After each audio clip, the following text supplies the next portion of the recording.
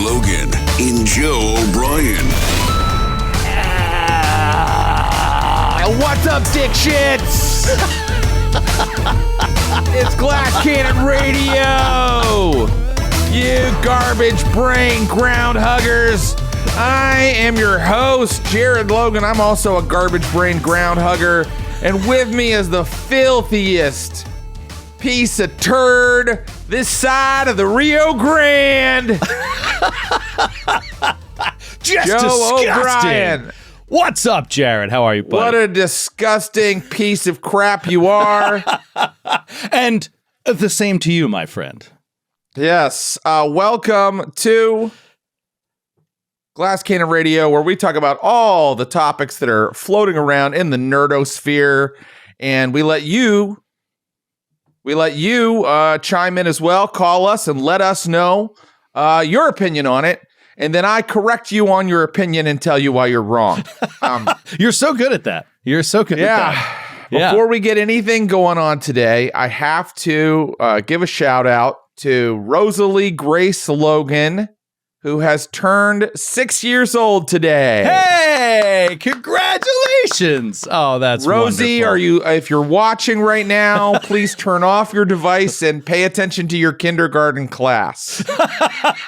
But she's so loyal, Jared. She's so loyal. She wants to She's tune in. a loyal listener. She's a loyal viewer. Yeah. She can never call in because she's always, in kindergarten at school while we're doing this, but she'd love to. Right. She'd love to. You don't know this, but Rosie is Naish Vorpal. Wow. Naish Vorpal. Wow. And she goes by the handle of Doc Robotnik. That's her handle on the Discord. Rosie was in the Navy? Yeah, Rosie was in the Navy. We're in little kid birthday mode over here at Casa Logan. Nice. We got her a big red panda squishy stuffed animal and gave it to her this morning. And I've never seen someone happier to receive something.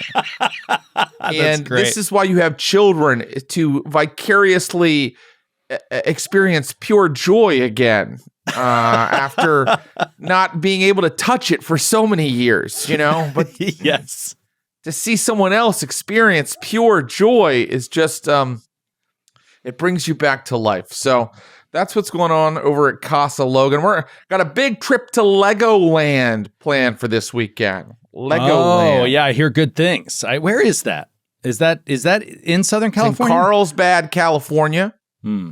About 2 hours south of LA.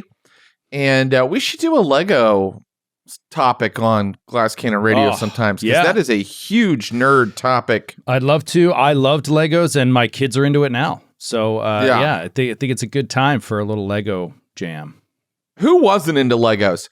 Listen, if you are out there in the Naish and you were not into Legos, call in. I want to find out how you have been twisted by your horrible childhood. Are you a murderer now? Right, exactly. Are you a sexual deviant? You need Legos to survive as a child. We've got a really jam-packed, full of fun show today. Let me tell you what we're going to talk about. First, we're going to get into the new Nintendo Switch 2 launch. The launch was this morning. There is a successor to the Switch, a sequel to the Switch that is going to be on shelves here this year. I think it's in June. We're going to talk about that. Then we are going to get into our main topic of the day. It just ended. Severance Season 2. The entire Severance television program. What a beautiful nerd wormhole to go down. We're going to go down to the severed floor. We're going to forget who we are for a little bit. We're going to talk about that. After that, we're thinking, well, what's a role-playing game we could tie into this? And what role-playing game is more in theme and tone like Severance than Paranoia, the classic game, Paranoia. It has a new edition. I have run it, so we'll talk about that. Then we've got a new segment for you that's called Your Next Watch, where we're going to tell you if you liked Severance, here are some other things we think you'll like. And we encourage you guys to call in for all of this stuff, but call in and also chime in on that. Hey, if you like Severance, you might like this. And then finally, we have been collecting your comments for weeks and weeks now, and we are going to talk about some of the comments you've made on previous episodes that we didn't get to react to or respond to. So that'll be called Comments Below, and that's how we're going to round out the show. Joe, are you ready to do this? Let's go, dude. I started bright and early this morning. Bright and early this morning, Nintendo goes live with their Nintendo Direct stream to announce details on the Switch 2, and I'm pumped as a Switch owner myself. I want to see what's coming, what's happening, and I just love how quickly they turn this stuff around. It's like, we're going to do an announcement on April 2nd, and bam, they're like, the release date is June 5th. And to me, that sounds so soon. So Switch 2 coming down the pike June 5th.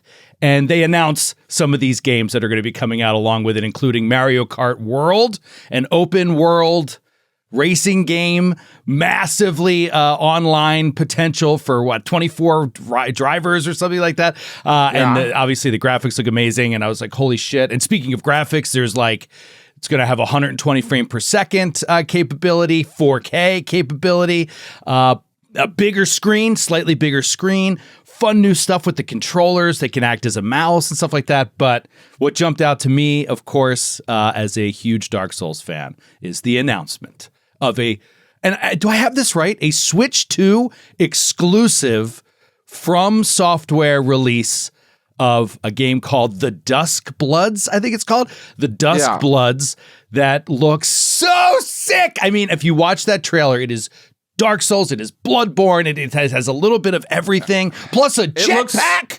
Come on. It looks so dark and gritty, which is surprising because Nintendo is usually like, help this happy dinosaur make breakfast. Exactly. Yeah. And so to have that pivot and to be exclusive and have that pivot be on a handheld device, which will now also be able to have Elden Ring. If you love Elden Ring like I do, you'll be able to play that on Switch 2. But to have this new title come out that looks so sick, it's vampire related. You love vampires. I love vampires. You love vampires. Are you going to get a Switch 2, Jared? Is this like a day? No, I'm not. No. Well, how are you going to play the Duskbloods? I'm going to watch a YouTube video of someone else playing the Duskbloods while I'm high. Joe, I can't buy these consoles. They take over my life. And also, you know how afraid I am of technology, Joe? I got to tell you, the controller that connects to the TV but then comes apart and becomes 3 controllers, I get anxiety just thinking about it. I mean, I don't want to carry around a Switch. Like, I know that this seems probably insane to a lot of callers, and guys, I'm with you. I hear that I'm insane, but like, I don't really, when I'm like on a train or on a plane, want to pull out the Switch and be like playing a full video game. But I know a lot of other people do, and I'm not hating on that. I'm not hating on that. I love the Switch. I think that it's just a phenomenal system for how mobile it is. And I mean, it is, to me, you talk about Legos, it is a disgrace. You just told us it's your daughter's 6th birthday. You have this opportunity to hand her one of the greatest handheld gaming consoles out there and experience the joy. Have you tried playing video games with a 6-year-old? Have you tried playing video games with a 6-year-old? Yes, I have a 6-year-old. I hooked up my SNES Classic, and me playing games with my 6-year-old was just an hour and a half of me trying to teach her how to jump. Just jumping into a pit over and over, or like running right into the pit and me going, no, remember the jump button? And she's just always like, I don't know what that is. So you needed to start training at a younger age. Perhaps it is too late now for Rosalie. It's over. Yeah, I don't know. Maybe I'll teach her to read books or something. Right. Or become a great golfer. Yeah. There might be time for that. There might be time for that. Joe, we went and visited friends over the weekend, and the husband of my wife's good friend is a great dude, but he was just like, hey, man, let's talk about golf. And I was like, hey, man, let's not, because I don't know one thing, have never done it, don't want to. And every time I have to respond like that to someone, you can tell that they're kind of like, Jesus fuck, okay, dude. I guess. Cool. I guess we have nothing to talk about, you know? That's so amazing. And then I have to quickly get it over into movies. So quickly. Okay, yeah, get it into movies. Movies is a good middle ground because you're not going to pivot to like, have you heard of the role-playing game Paranoia? Yeah, that'll be quite a pivot. That's not going to go well either. So that would be quite a pivot. I don't know, man. With guys, you know, you got to talk about movies or sports. And you really can't like get into your families or how you feel about things, you know? No. So, no. Yeah, that's the best part about a long conversation about golf. You know what I mean? It prevents any need to venture into feelings or emotions. Yes, exactly. Which would be terrible. Speaking of feelings or emotions, before we get to callers, I'd love to hear anybody's take that wants to talk about the switch to the direct announcement that happened today. But I want to get first reactions from our good buddy McD, our producer of the show. McD is a huge Nintendo guy. If you remember a few weeks back on Beat McD, we did Mario trivia. He crushed it because he's been a Nintendo fan. That was 5 out of 5, wasn't it? 5 out of 5 on the Mario. And he's been a fan of this for a long time. So McD, why don't you? What were your takeaways on the Nintendo Direct? What are you thinking about the Switch 2 thus far? I think I would have liked to have seen maybe different first-party offerings out of Nintendo, right? I mean, overall, am I going to buy a Switch 2 on June 5th? Yeah. Yeah. You know, like I'm definitely going to be there getting a Switch 2. I have a Steam Deck. I have a gaming PC. I have a MetaQuest 3. I don't need this, but I'm gonna get one because there's no Nintendo games on those things. Like you buy a Switch to play Nintendo games. So would you settle into some Mario Kart World? Like, is that something you would do? That sounds awesome. That's like Cannonball Run for Mario Kart, right? It's like a long extended open world campaign, but for Mario Kart. That's one of the modes. Yeah. And also, I've never played Mario Kart like online with strangers. That's not something it's only I've ever done couch co-op. You know, I have less and less opportunities for that these days. I don't recommend starting now. Yeah, exactly. I'd be way too behind the ball. Speaking of strangers, this new Switch is the first one to have like a chat feature, right? Well. Yeah, there was like there was WeChat. There was like a microphone you could plug into your Wii that you sat in front of your TV. Nintendo's really bad at this stuff. It's not what they focus on, right? Well, it's not what they focus on, but it also, I think they're really into, you know, making things that parents are going to feel good about, right? Letting their kids have and without supervision. Right. You don't really want your 6-year-old exposed to 14-year-olds throwing out racial slurs, right. Which is what every chat function on every other video game console is all about. Mm-hmm. It seems to be what it's for. Yeah. But so strange that they're even including a camera to plug into this thing.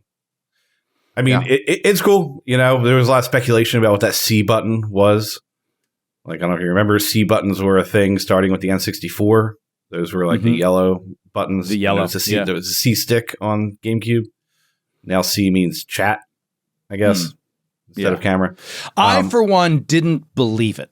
I'd like to see it in this Nintendo Direct. They go into how this microphone, interior to the device, that is the size of a pinhead, is in the Switch 2 on a dock at the television, and they're showing a guy on the couch 15 feet away playing a video game and just saying to his friend, like, oh man, that was a wicked turn, man. And like, and they're like, and your voice will come through crystal clear. And then they show a roommate working a blender but right behind him. And they're like, and they'll never hear the blender. And whipping up some margs. Yeah, exactly. I'm like, I still don't want my roommate making his smoothie while I'm trying to play Switch. Exactly. It's like, that's so goddamn rude.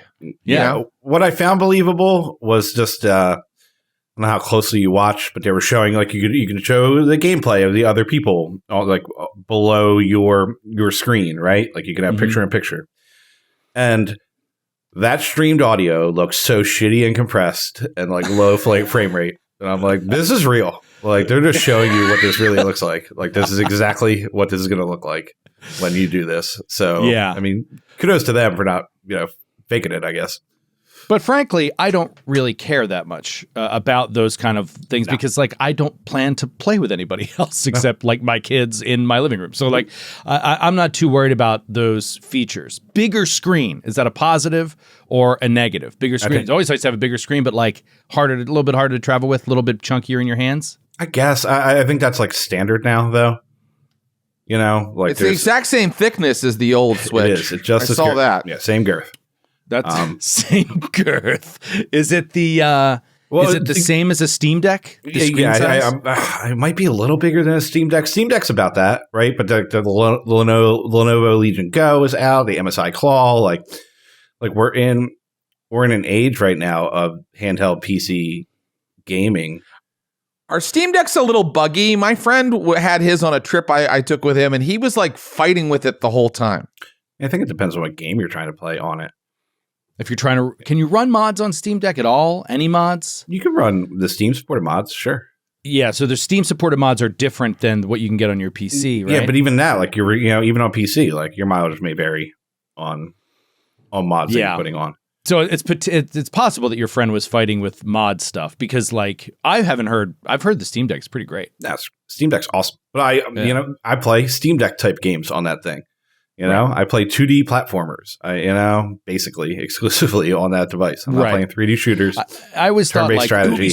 It would be so cool to take Elden Ring on the road. And then I was like, wait a minute.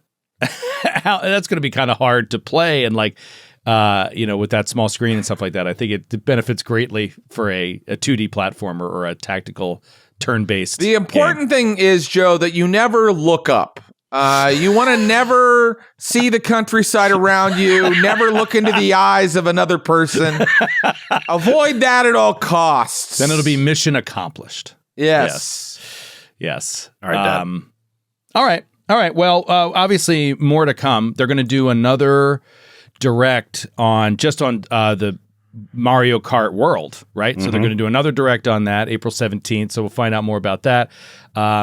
I have held off. Actually, my kids actually don't have Mario Kart 8. I think it's Mario Kart Deluxe 8. 8 Deluxe, yeah. Yeah, Mario Kart 8 Deluxe. We never got that, and they've been having fun playing other games, and it's expensive. Those things never decrease in price. Like Mario Kart 8 Deluxe is never on sale, right? So I always kind of keep an eye out for it, but it's never on sale. And so now I'm wondering, like, well, if I end up with a Switch 2, maybe just wait, until then and introduce like this huge open world Mario Kart for their first experience. That could be pretty fun. Well, one thing that it flew under the radar at the Direct that I thought was an interesting feature, so long as enough games support it, is that, hey, you have two kids, you get them both Switch 2s, but for some games, you're only going to need one copy of the game.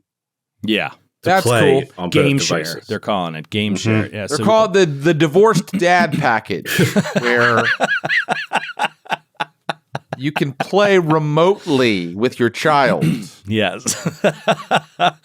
Oh man. Yeah. So, well, I don't know. Interesting. More things to come, but I think I just wanted to get that hot news out there because it just dropped this morning. So that's fun stuff. But I think we can get on with Severance stuff. But thanks for the insights, McD, and for letting us know this was even happening. McD was like, "Yo, they're doing a direct tomorrow," so that was cool. Yep, it's very cool. Thanks, McD. Thanks, guys. And guys, while we're taking calls, you can chime in about the Switch if you like. We're going to move on to Severance right now, but if you have thoughts on the Switch 2, please let us know. And, in order to call in, what do? You become a subscriber to the Naish, you go to our Discord, you go to the Glass Cannon Radio stage, you get on there and you raise your hand, and we will bring you up to the stage and we will talk to you. And if you're not already a subscriber, it's easy. Just go to jointhenaish.com and you can join so quickly you could be talking to us in 5 seconds. The time it takes to do it is a total of 5 seconds. Quote me on that. That's the truth. Okay. We come to our main topic, Joseph. Yes, the beef topic of the day. What I think is so funny is I was about to say Apple TV Plus's Severance, as if Apple TV Plus is the creator of it. Right.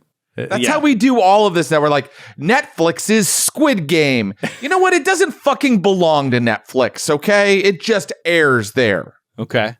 Actually, I think financially it does belong to them. Yeah. Yeah, it does. They do own it. But let's not get confused and start to think that Apple TV Plus is an artist.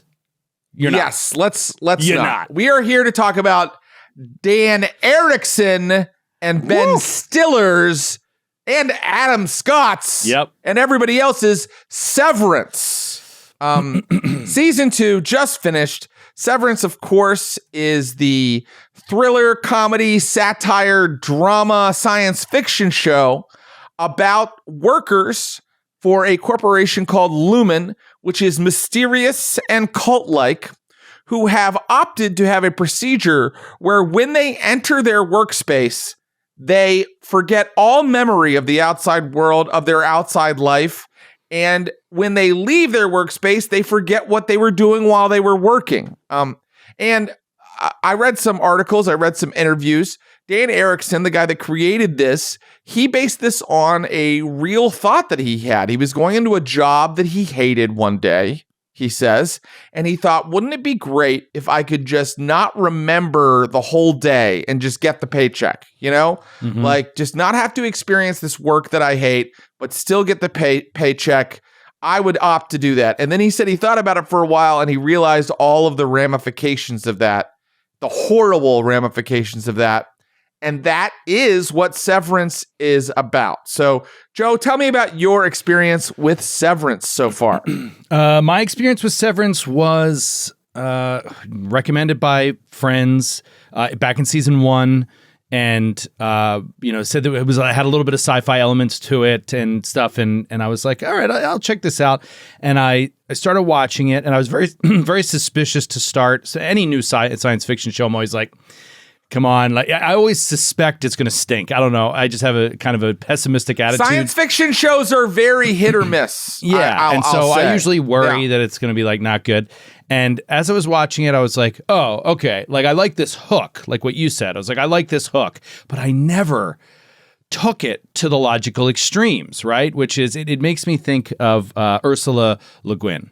And when I read The Left Hand of Darkness, I was so blown away by that.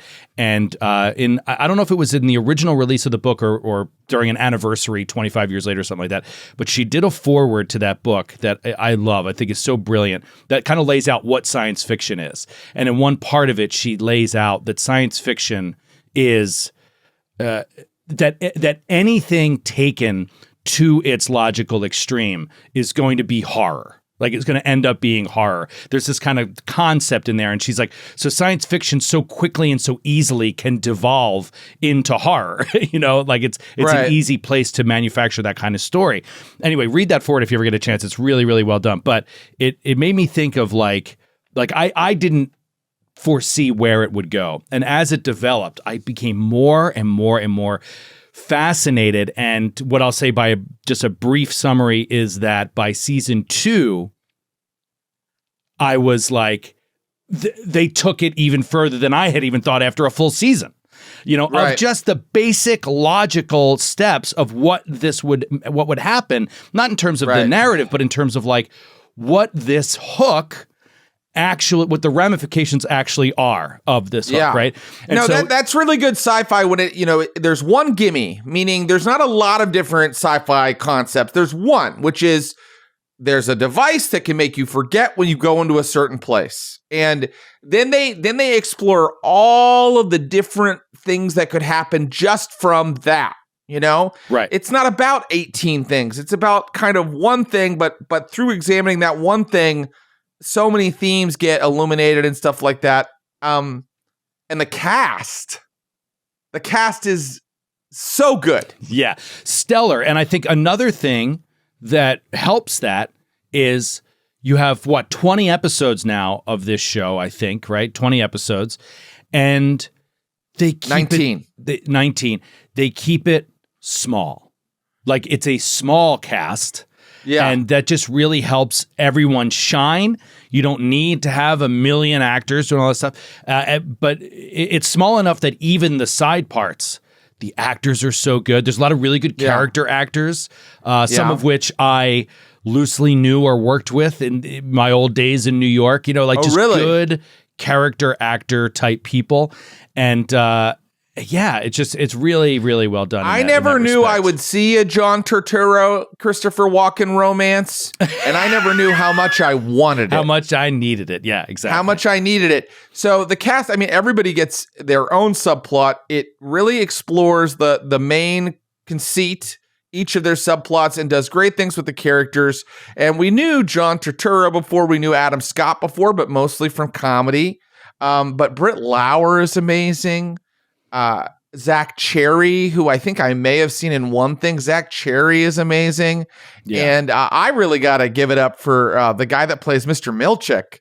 Yeah. Trammell Tillman that was one of the things. So good. Yeah, that was one of the things I was going to mention is like, by the end of it, he is one of my favorite characters in the show. And season 1, he's mostly an antagonist. And in season 2, they blow him up into a full character and they pull that off. Some shows like they'll be like, hey, it's Lost. And oh, hey, here are the tailies and here are the others. And we're going to make them characters now. I don't feel like they always pulled that off. But because he's just a core, like you said, a small cast, they're able to develop him into a bigger character, and it really works. It's really awesome. And I think that Trammell Tillman, who I don't remember seeing before, I think it's all performance. Like there's a decent amount. I think there were good choices made from a writing or directing standpoint in the sense of like they did a great job of show don't tell, and they did a great job of like not making all of his choices super obvious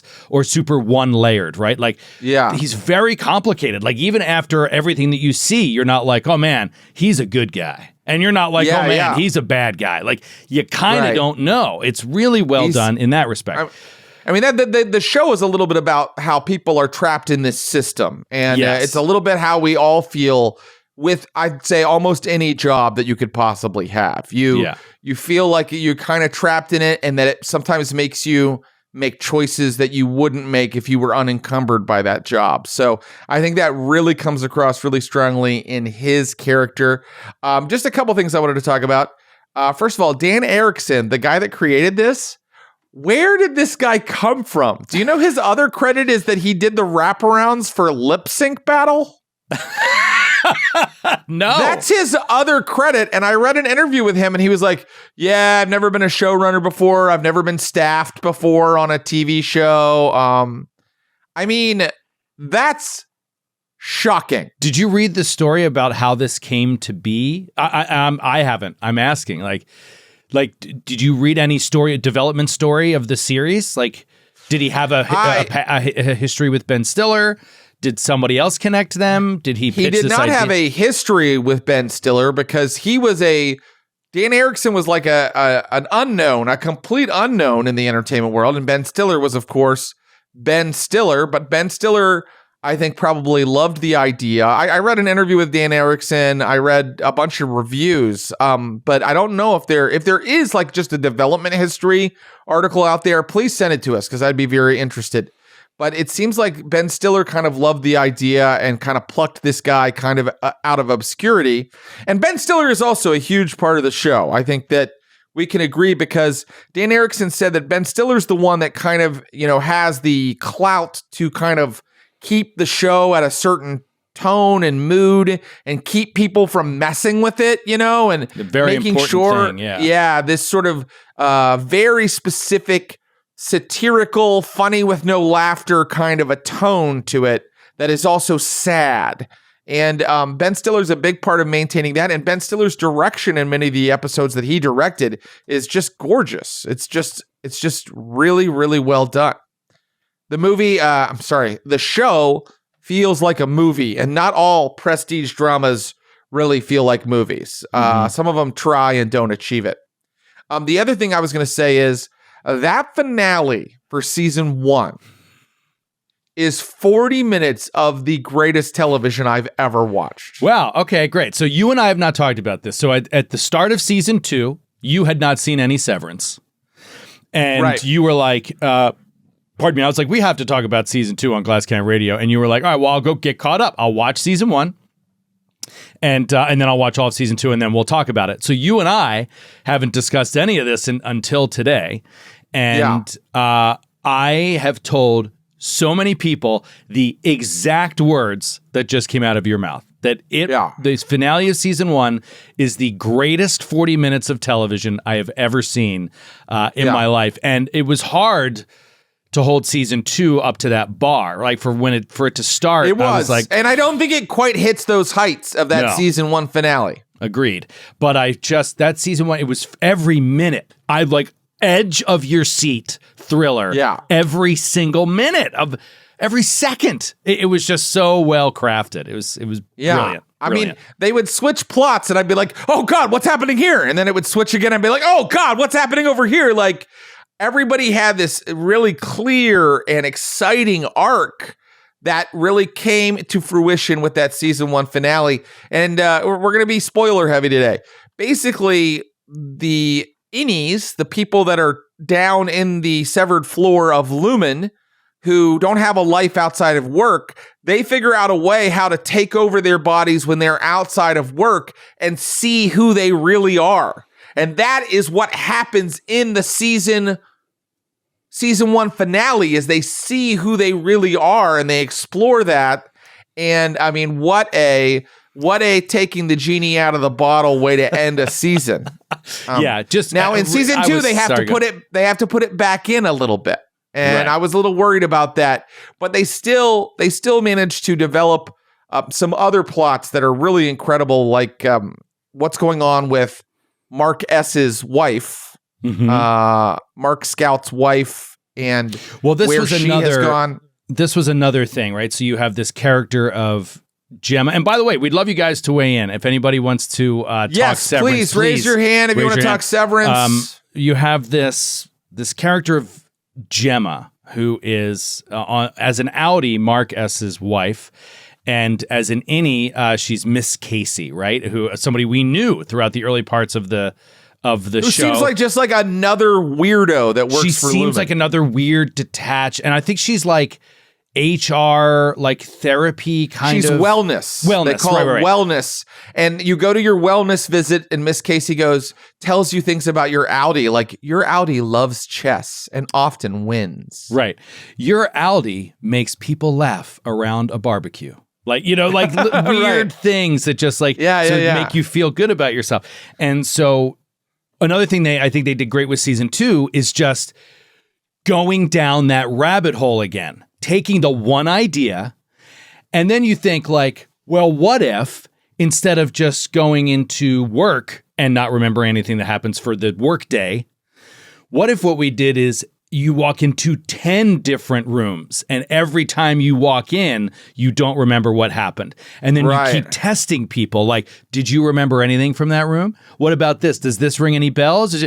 Are we really able to cut off memory from all these different scenarios? Like, and each of those individual scenarios don't remember the others? I mean, really fascinating. And you're basically fracturing someone into 10 different personalities when you do that, because what the show really explores is that when you create this person without memories down in the severed floor, you're essentially creating a new person.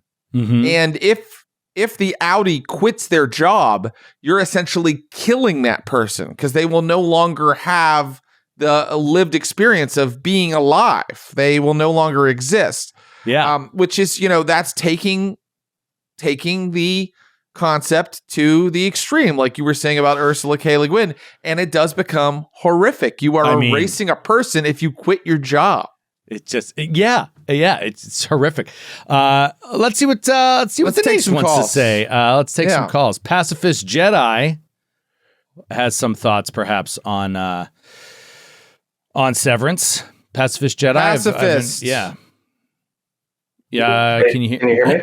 Yeah, we got you. What's up, Pacifist? Hey, So we haven't really gotten too deep into season 2 and the conversation yet, but I wanted to share just general thoughts about season 2 versus season 1. Please. Great. That's okay. Because season 2 is more complex than season 1, I have issues with just plot holes that seemed very apparent in season 2. Like, so much about season 1 is about how surveilled they are.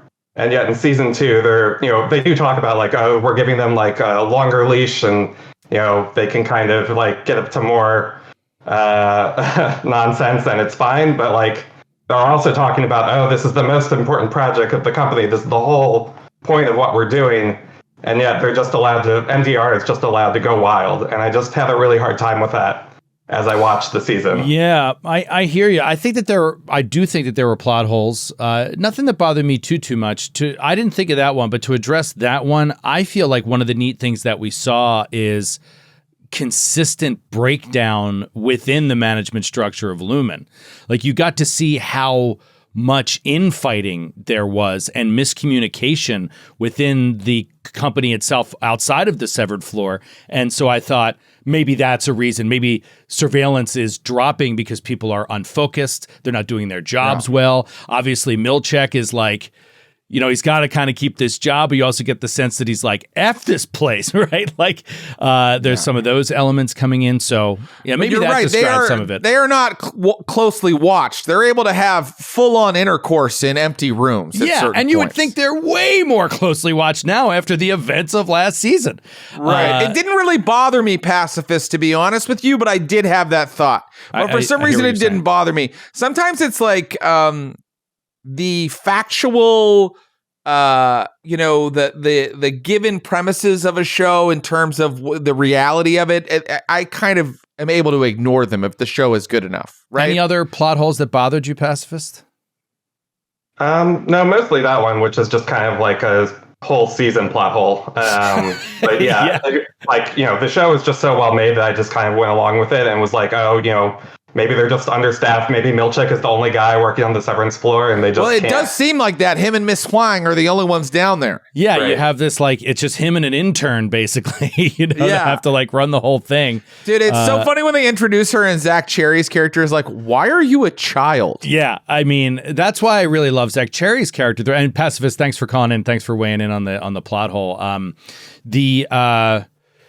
God, he's got me thinking about some of the other plot holes I thought of. They're kind of jamming into my head right now. But the Miss Huang, is that what it was? I don't remember her name exactly. Yeah, but she, I was going to say that Zach Cherry's character from the jump. It's like you have to have that character that is sort of that straight man, so to speak, character that just is like such a regular guy, right? Yeah, in so many calling respects. It like it is. Yeah, telling it like it is kind of guy, but also the try hard at the office, but not for any ultimate goals of the company, just because they love getting little rewards. It's such a great character, but then obviously that character deepens greatly. I mean, let's just talk about the fact, you want to talk about great casting. Merritt Weaver is so good in everything. She's good, exactly. And we've talked about Godless, haven't we, Joe? I don't know if we've talked about it, but I love Godless. I love Godless. She's in that. She's amazing in that. Let's get another caller before we keep. Well, wait. I want to just say one thing. Yeah, let's get another caller. But I just want to know, what are some other plot holes that you noticed? I'm interested. Let's get another caller. I'm going to put my thoughts together here because all right, put your thoughts together. Yeah. Ejnar or Ejnar, I'm not sure how to pronounce your name. If you'd like to join us, Ejnar. Hello. Hey. Hello, Ejnar. Einar. Thank you. Yeah. Thank you. Sometimes on these international servers, I spell it with a Y. It makes it simpler, but it's Swedish. Okay. Welcome. Good to have. Welcome. Speaking of which, I just saw Skid in chat, and he said he's hanging out with Ellie, our Swedish friend Eleanor. Cool. Yeah. So hi, Skid. Hi, Ellie. Anyway, please, Einar, continue. Hi, Ellie. Thank you. Long time YouTube watcher, first time live watcher, but I just had to get in here for the Severance discussion because awesome. I have tried so many times to find a TV show that I like, and it's just failure after failure after failure. But now I am this annoying guy that every person I meet, I'm just, have you seen Severance? Have you seen Severance? What about Severance? Did you watch that? It's that good. It's that good. And my favorite part about it is how excruciatingly slow it is. It's just they Spoken just like give a you true these- Swedish person, Einar. Yeah. Thank you. Exactly. It's just they give you only tiny nuggets to just feed on and keep you interested. And I talk about edging, like you said before, at the edge of your seat, right? Yeah. It's just so fantastic. I love it so much. It's terrific, but I will say I felt that in the first. See, here's what I sometimes tell people when I'm trying to pitch them on the show, especially people that are like wary because it's sci-fi and they don't like sci-fi or fantasy. I'm like, just try it and let me try to explain. Even though I'm a fan of those genres in general, I almost don't like any of them that are made on TV and in movies, right? Like, there's only a rare few that I think are really great, and this one, I felt in the middle of season 1 was slow, just like Einar said. I felt that excruciating slowness. And I remember being like, I don't even know if I'm going to keep going with this show. Like, I like it. I like the way it's done. I love the hook, but it is kind of like grinding a little bit. When I finished the finale, I'm so glad I saw it through. When I finished the season 1 finale, you see why you needed every minute of the season, like leading up to it, right? Like, it all built. And so what I tell people is, like, even if you find at times it's a little bit slow, like, stick with it because everything pays off. Like, you get all the payoff for all the time invested. It really kicks into high gear, I'd say, around like episode 6 of the first season, right? Like, but it's I thought it was fascinating and really cool up into that point. But yeah, you have to get like midway into season 1 before you're kind of like things start coming together and you start going, oh, holy shit, I can feel the momentum of this where it's going. Yeah. It builds so fast. So, Einar, did you find this show on your own? Did somebody recommend it to you? You guys did. Oh, really? Oh, wow. You heard we were going to talk about it and then you just watched it all? No, I think it was Skid mentioned it on Legacy of the Ancients. Oh, okay. Right on. Yeah. That makes sense. Yeah. Yeah, on Legacy of the Ancients, Skid does a great job of like checking in every once in a while. What are you watching? What are you into besides Pathfinder? And I remember he did a best of the year. He wanted everybody's like best TV shows of the year, best movies of the year, best books of the year, that kind of thing. And Severance was on all of our lists of best of the year, you know, the year that came out. That might have been the case. That's the episode. Might have been one of those situations. Einar, thanks for calling in, and thanks for watching. Einar. Thanks for watching live. You're that long-time YouTube watcher, first-time live tuner-inner. So thank you, Einar. Please, let's have cool. more folks doing it. Let's get. Let's talk about one little plot.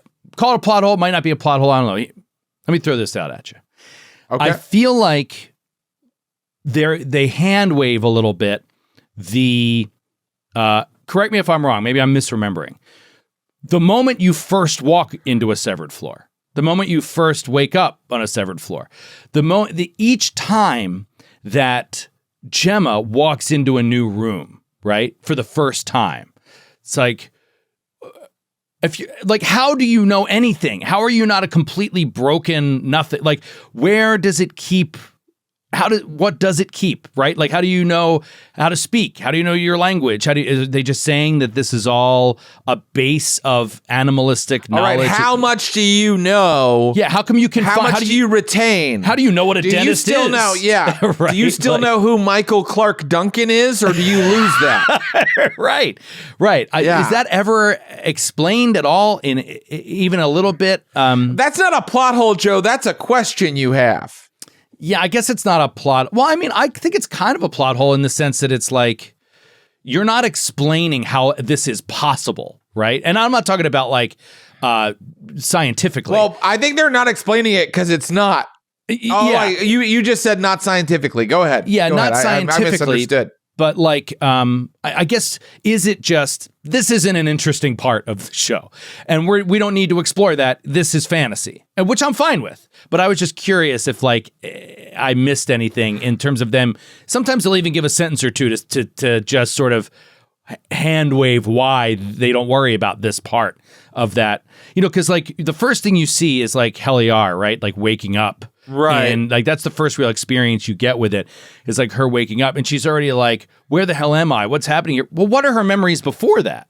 Like that's kind of right. what I'd be curious to see how they. Yeah. It feels like their personality doesn't transmit, because they have different personalities from their outies. But yet their knowledge of what a computer is and how to walk does transfer. Right. Right. Yeah, I mean, there's a different version of the show where when they come down that elevator, they're just babies, and they're like that's pooping not their pants and peeing their pants, and they're like in diapers and they're like rolling around on the floor all naked, like that's a vision of the show that I can imagine, that I'm thinking about right now. But I don't think that it would be a very good version of the show. Jen with 2 Ants has something to say on Severance. Okay. And we'd love to have Jen back. Jen? Hey, kids, what's for dinner? Hey, good to hear from you. Good to have you She back. said the catchphrase. She said the catchphrase. We need a sound effect. Yeah,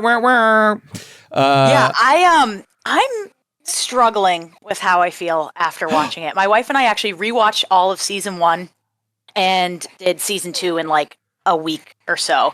Okay. And I'm frustrated because I feel like for every one answer we got like 3 more massive questions, And it's just like I don't feel satisfied enough with really what we learned because there's so much more going on. Like, what is going on with all the goat people? Were they born there? They're asking about belly buttons, like all of that whole thing. Like, what is everyone else in MDR working on? Like, we knew what Mark was working on. Like, we know from those temps that showed up that there's apparently a ton of other Lumen offices. So, like, I don't know. So it's hard for me to recommend this show to people because, like, clearly I know it's very good television, but it frustrates the heck out of me.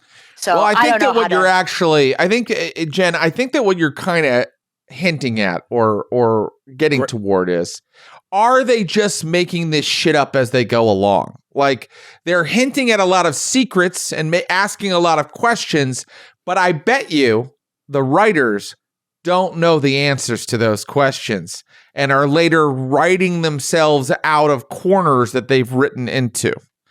And that can be a very dangerous way to create something like this, as we saw with the show Lost, for example, where they really didn't know what the hell the smoke monster was or why there was a polar bear on that island. They just wrote explanations for it later. Is that what you're kind of worried about? Am I understanding you correctly? Yeah, I guess it's just more of that, like, I wanted more resolution. I wanted more answers, and yet I feel more frustrated. Like, I won't go into, I know there are some folks who haven't finished, but like at the very end, I was so frustrated because I feel like we were working towards one goal and it didn't happen. But then after sitting with it, well, no, like, we were working towards one goal and it did happen. Yeah. Well, yeah. no, because they freed Gemma from the severed floor. That was the goal, and yes, it happened. but Mark wasn't reunited with her.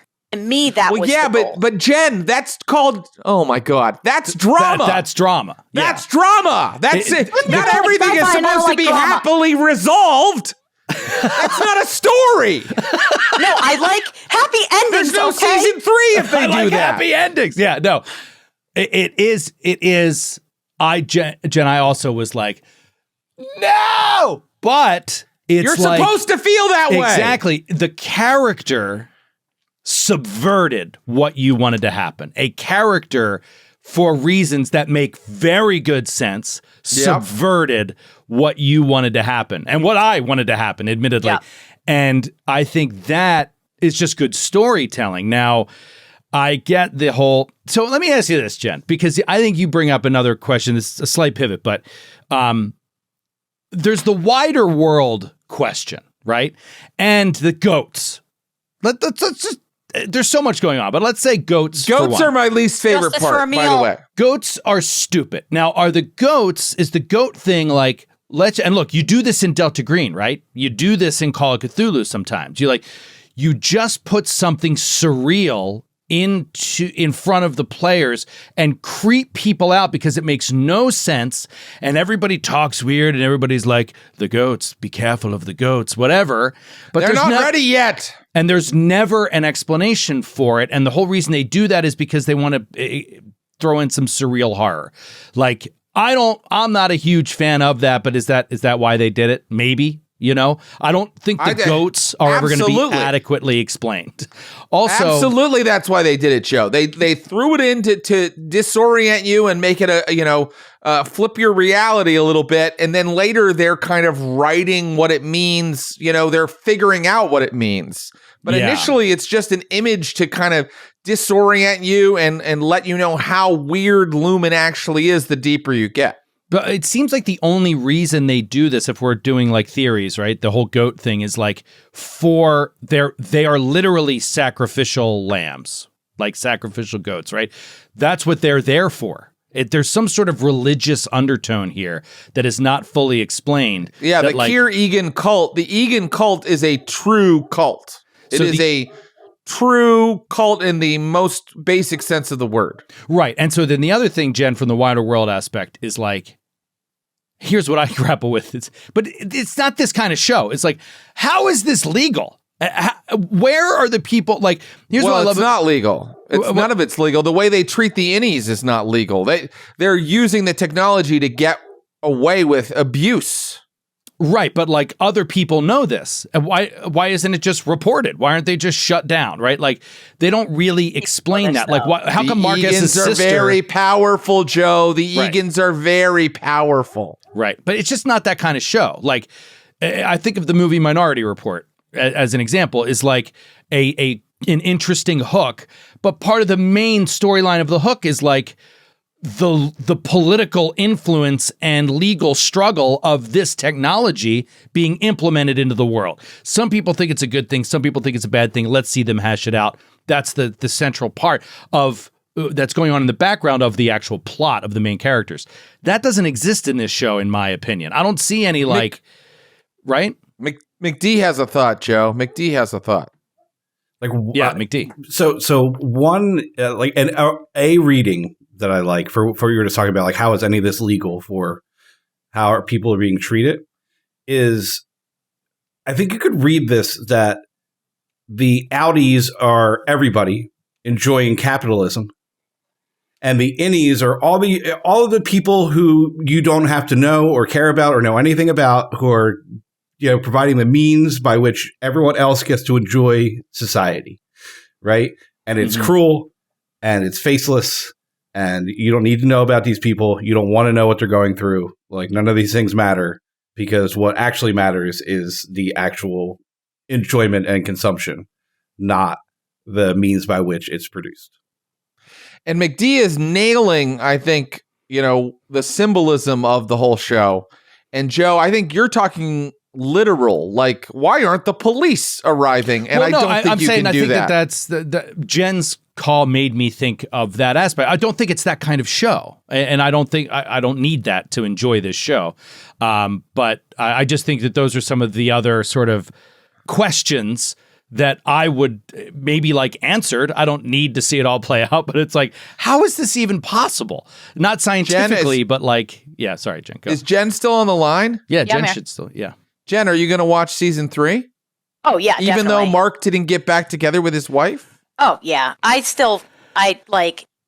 wouldn't say I hate watch things because I'm not at that point, but hate watch. No, I'm not hate watching. There's a lot of that whole thing. I like this show, but it's frustrating. I will continue to watch it in 3 years when it comes out, and I'll have to rewatch all That's of a good it. point. Like, it's funny because going into it, even with the rewatch, I was like, you know what? I think I would sever myself. Like, sign me up, like, if I don't have to work again. But then I think what season 2 taught me was, the innie is really a separate person. So you would be condemning your innie to like a life of hell.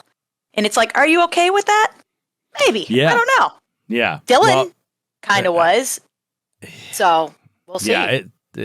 Thank you, Jen. Good perspective. Thanks, Jen. And yes, it is interesting to think about how can these people knowingly do this to their innie, or maybe they weren't knowingly doing it before.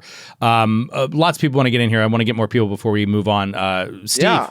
Steve, join us. Talk a little Severance if you've.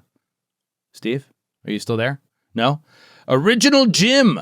What about Original Jim? Are you there, Original Jim? Indeed, I am. Hello. What's up, Original Jim? How you doing? Hey, good. Long-time listener, 2019-ish, I think. Wow. So I wanted to ask Jared, as an auteur of cinema, that last shot where it freeze frames on them running and then it slowly zooms in and it gets all grainy. What is that? It seemed kind of goofy to me, but I'm not an auteur, so I thought I'd ask the expert. Well, I don't know is my answer. It kind of reminds me of stuff from the 70s or early 80s. It reminded me of stuff from the 70s. Yeah, it just I think there's a little bit of De Palma in it, maybe a little bit of De Palma. But I'm surprised you didn't like it. I thought it was super cool. You just didn't like it, out maybe? Of place. Yeah, because it didn't fit with the rest of it. Yeah, kind of like. Do you feel, and that is, if I'm not mistaken, a Ben Stiller directed episode. His episodes are a little bit more stylistic than some of the other directed episodes. Were there other little flourishes like that bothered you? Nope, that's the only one. It just stood out to me, and I was like, "Huh?" Like it just kind of. Well, it is, if I may, it is the end of an entire season, the last moment. So it's kind of like and button, if you're gonna have a filmic stylistic moment like that, that's probably where you would put it. Yeah, sure. Right. But to also leave the audience with a last final moment that is stylistically, artistically nothing like anything before it. It's either a misguided ending that's just for art's sake, or it's like an interesting statement on what's to come in some way, right? Like these. I hear season 3 is going to be all grainy, like a Tarantino jumping movie, close-ups. Yeah, it's going to be all that. So it's not going to be for you, Original Jim. You know what it made me think of? Original Jim is like The Graduate. I thought of The Graduate a lot, right? In that moment. Well, in The Graduate, there's literally and it looks exactly like the way they're running as they run out of the church. They run out, right? She's in the gown and everything. Right. But instead of freeze framing it there, they just get onto a bus, and then it's just them sitting for a while on the bus, and the big moment is over. But they keep filming. I love the end of The Graduate. Yeah, thanks for that, cool. Because I was wondering if it was a callback, like. Some people mentioned there's a lot of subtext to this show. So I was wondering if it's a callback to something classic that I just don't know about. Have you ever seen The Graduate? A long time ago. I'm old. I'm older than Skid by a lot. I'm so sorry. Oh, God in heaven. How are you able to operate technology? I know. How did you get on Discord and have a great sounding microphone? This is astounding. Well, a guy from a YouTube channel gave me this microphone, but I don't do the Twitch. And I don't watch YouTube for you guys. I just listen. Well, I don't do this newfangled Twitch stuff. But anyway. I don't think that's a callback to anything. Okay. I don't think that you're supposed to go, yes, the shot from the parallax view. I don't think you're supposed to be doing that. Yeah. All right. You might be overthinking it, Original Jim. Okay, yeah, I think I am. But, man, Ben Stiller's a genius. I'm a big fan of his since Tropic Thunder. So anyway. Yeah, it's great. Tropic Thunder's great. Thanks for the call, Original Jim. Well said. Player Guy, are you there? Player Guy? Hello. Hey, welcome Player back. Guy. What do you got on Severance? Don't hate the player, hate the game, Joe. Exactly. I wanted to bring up, I guess, another lens. McD was mentioning the capitalist kind of lens, which I think is pretty clear, but the other sort of theme that the show is tackling is really the ethics of birthing and bringing people to life and what your responsibility is to them. I don't know if you noticed that as well, but there's a lot of connections, obviously, with Mark and Gemma trying to have a kid and the birth lodging that they go to. And then there's also a line in the first season from the doctor. I'm forgetting her name. The the kind of person that's helping merge Mark together again. Right. Mm-hmm. Oh, the anyways, guy's that sister or something. No, we're talking about the doctor who knows how to do reintegration. Yeah, Yes, isn't that's right, she yeah. like Yoel Vasquez's sister or something like that? Or I don't believe that wife? she's anyone's sister. Okay. No, Sorry, yeah, continue. I know that she used to work for Lumen, but she mentions at one point in the first season, saying to Mark, like, what does she say? She says, the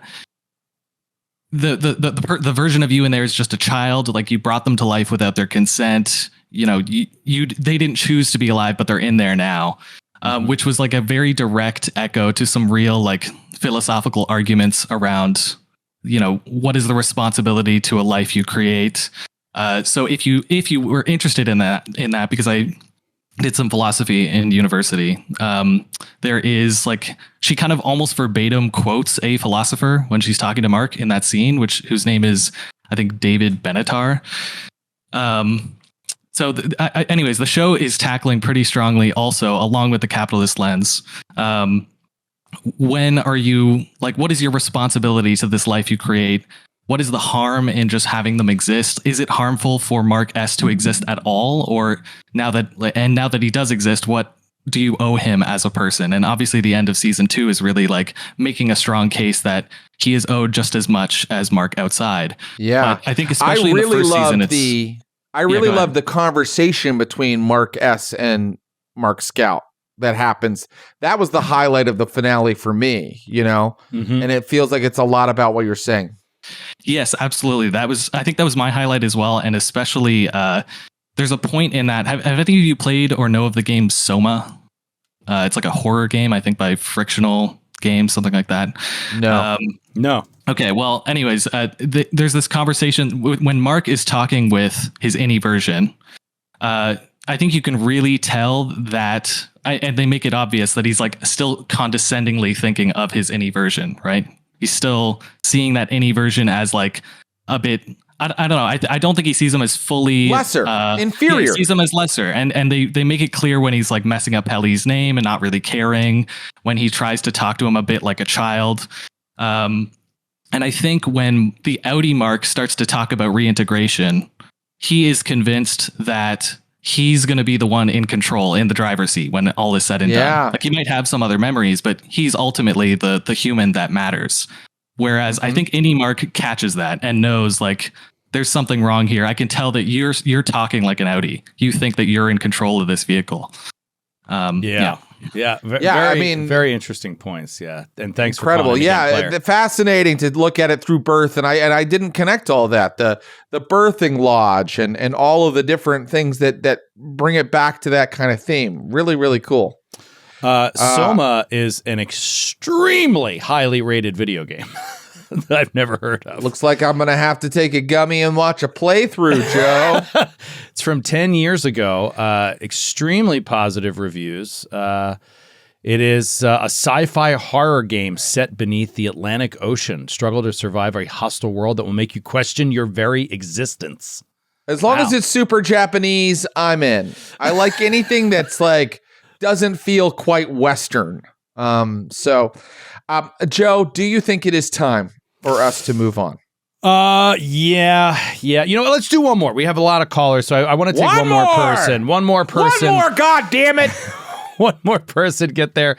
What about Max Hatch K? Max Hatch K? Do I have that right? Max Hatch K? Max HK. Hi. Max HK. Hello. Thanks for joining. My pleasure. I had a lot of different comments, but I'll just pick out the one I feel most strongly about. Thank you. Okay. Because there's so much to think about in this show. Really is. I was drawn to Joe's comment about surrealism and like things like the goats really being pointless. And I think that's very much part of the point, because I think the whole season has been really good about exploring the cult-like parts of Lumen. So like the hieroglyphics on that goat sacrifice altar being just like symbolism for symbolism's sake. The Kier's mythologized backstory, the way Milchek and Natalie are degraded in these very like anti-intellectual and race and gender-centered ways. And those are all like major parts of real cults.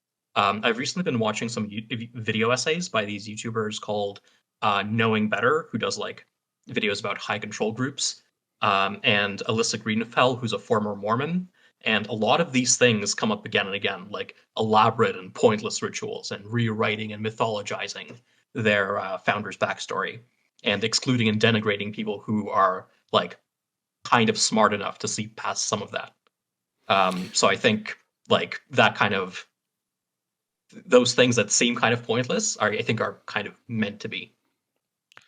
You know, I think the fact that the show brings out what I like makes it into a literal cult is really fun and interesting, because I don't know if you've ever worked for a major corporation, but they do mythologize their founders. Absolutely. They do. When I worked for a network television show, the amount of enthusiasm you had to show every day, that was the thing that killed you. You know what I mean? Like doing the job, doing a good job, things that I was more than willing to do. But you also had to be like, I love this show and I love what's happening on it and I love being here and I love the CBS Corporation.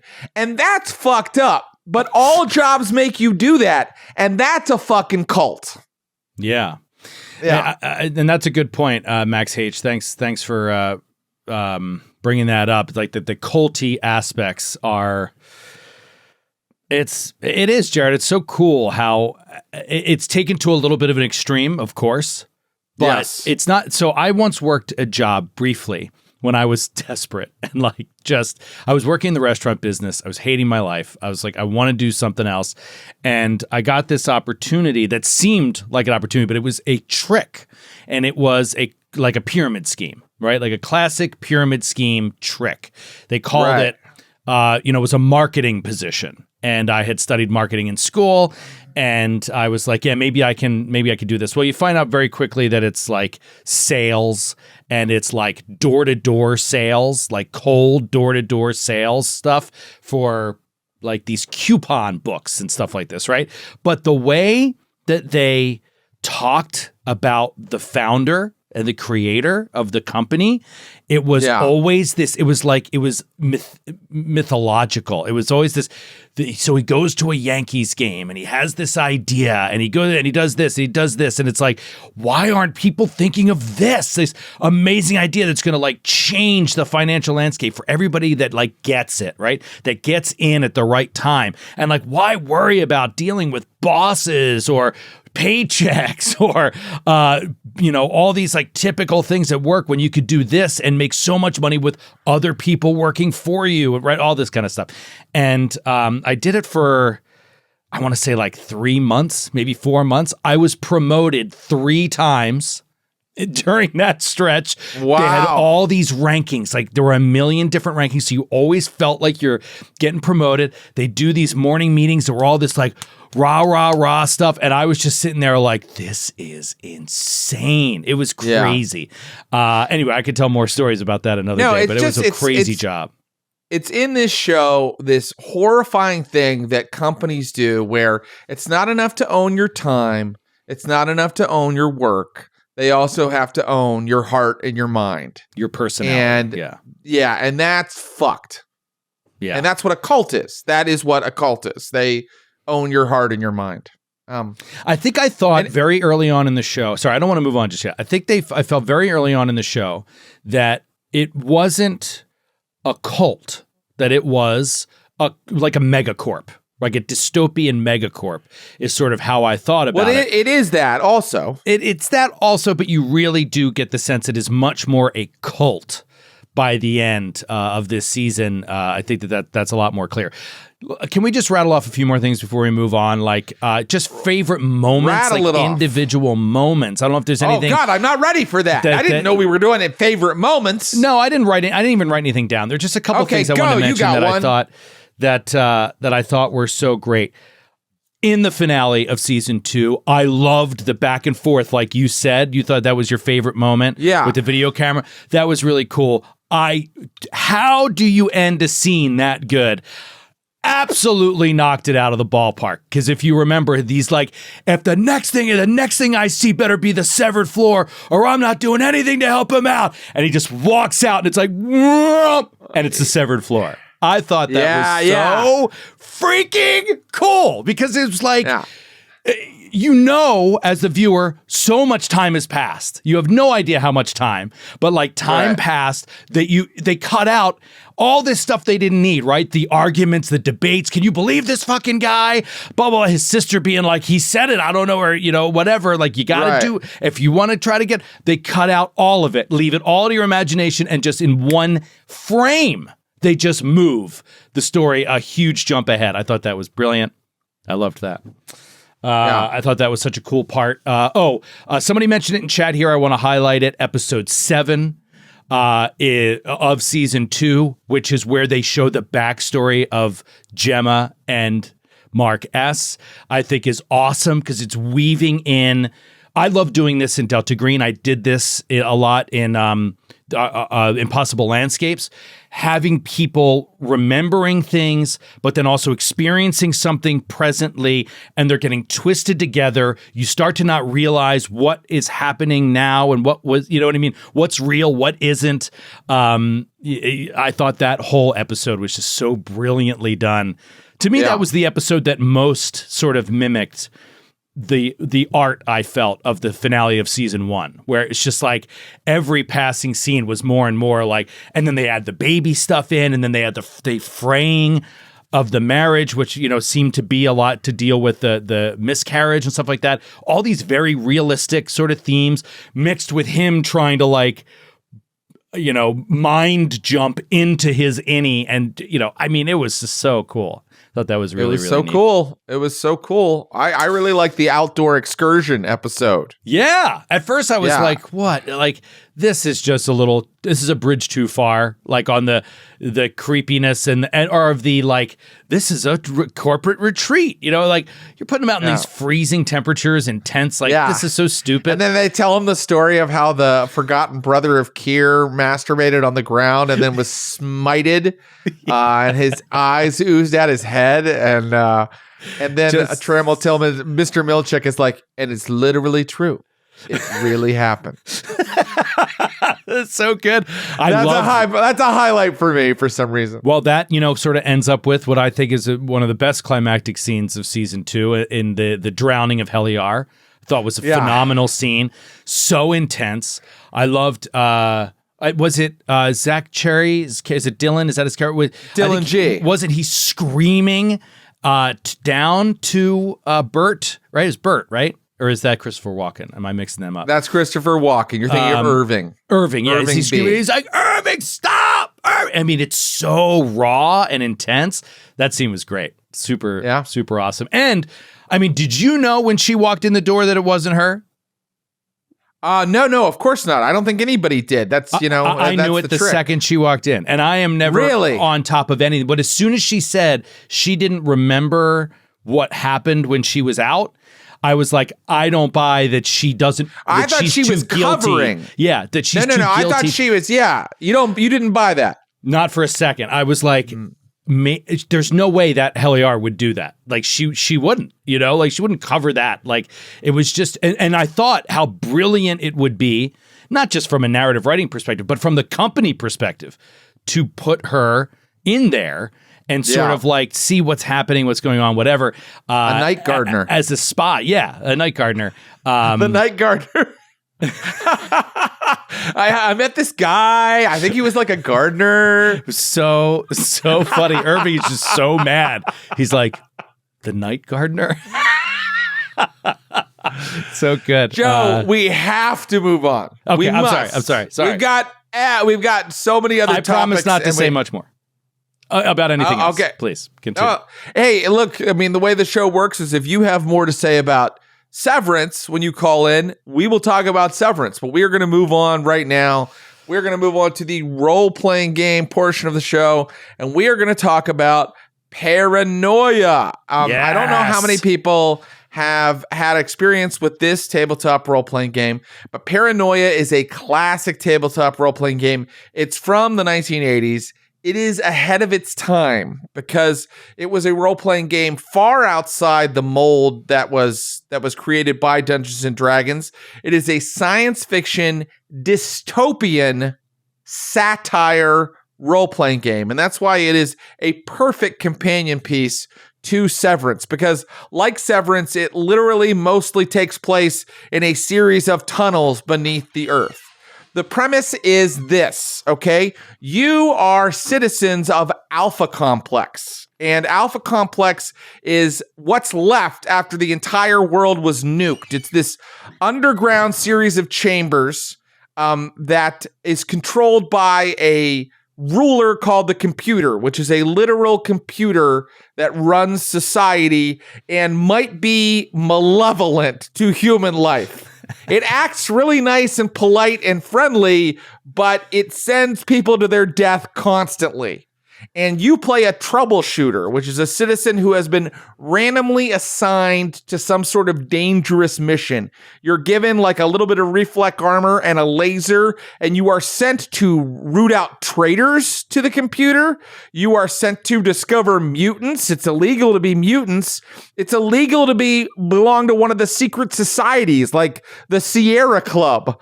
But the other thing about your character is that all characters are mutants and all characters also belong to secret societies. So you're sent to root out these traitors, but you in fact are a traitor. And during the game, if you discover one of your fellow players is a traitor, it's your job to execute them on sight. So you can see how this leads to complete chaos. And that is sort of a design, not a bug, but a feature of the game. It's kind of supposed to descend into complete chaos.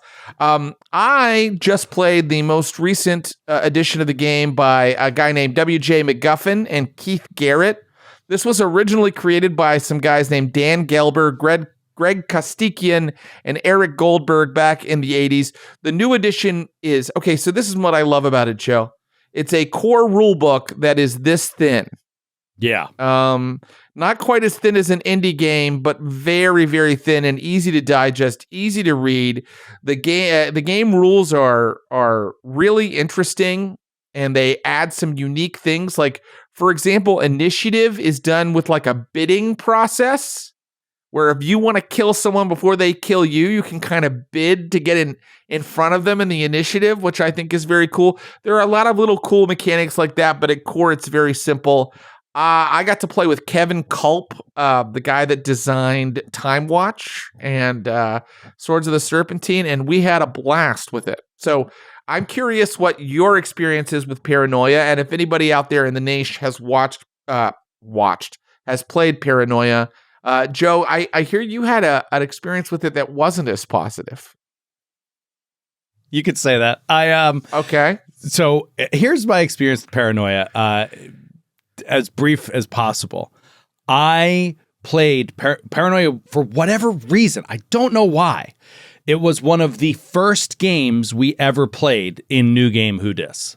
So like, I never played any other role-playing games besides Dungeons and Dragons only. Dungeons and Dragons and Pathfinder. So when I was like coming up, I had friends, but McDee's older brothers and stuff. They played other games. They played horror games and stuff like that. I never remember playing any other RPGs besides D&D. Then I played Pathfinder. It was all I played. So now all of a sudden, throw me into a Paranoia game. I don't know. I think there's a chance I hadn't even played Call of Cthulhu yet in my life when I played Paranoia. And somebody told me it was going to be like kind of like Portal, which I had played that video game. I was like, okay. Yeah, I would agree with that very much, yeah. Thematically, it's like Portal. I was like, okay. And to sum it up very simply, I didn't understand the concept of a game, a role-playing game that didn't have like a move action and a standard action. Like I didn't understand a game where combat wasn't in rounds, that had very specific rules, or that just went for long periods of time in this like kind of elusive sort of gameplay, and that it had like all these PvP elements to it and stuff like that. And I hated it. So at the end of it, And so I'm like, well, I don't have time to get over there and like rip that thing off the wall. And Troy is running the game and he's like, just do whatever just tell me what you want to do. Anything you want to do. We'll like talk through it, blah, blah, blah. And I was like, but how many actions do I have? Right? Like I couldn't get my stupid head around it.